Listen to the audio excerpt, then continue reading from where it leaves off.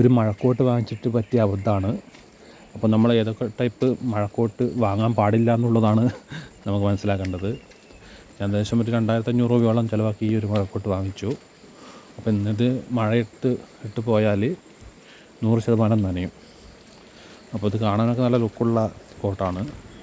അപ്പോൾ ഇത് ഉള്ളിലേക്ക് മഴവെള്ളം കയറാൻ കാരണം ഇത് സ്റ്റിച്ചാണ്. സ്റ്റിച്ച് എന്ന് വെച്ചാൽ ഒരു വർഷം ആകുമ്പോഴേക്ക് സ്റ്റിച്ചിന് മറുവശത്തൊട്ടിച്ച സ്റ്റിക്കർ ഇളകും.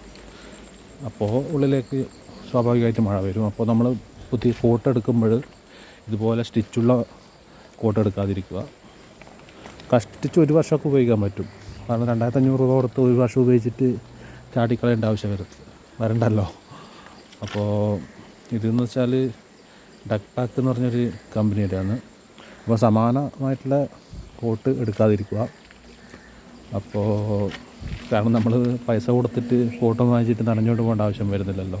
ഇതിൻ്റെ പാൻറ്റും ഏതാണ്ട് ഇതേ അവസ്ഥയാണ്. സ്റ്റിച്ച് വരുന്നുണ്ട്, അതുവഴി ഉള്ളിലേക്ക് വെള്ളം വരും. അപ്പോൾ ഈ സ്റ്റിച്ച് ഒട്ടിക്കാൻ വേണ്ടിയിട്ട് സ്റ്റിക്കറിന് അന്വേഷിച്ചപ്പോൾ ഏകദേശം 700-800 രൂപയാവും.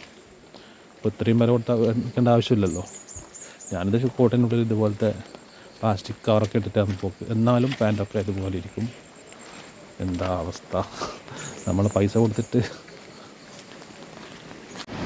രാവിലെ തന്നെ ഇതാ അവസ്ഥ, നനഞ്ഞ് തണുത്ത് വിറച്ച്.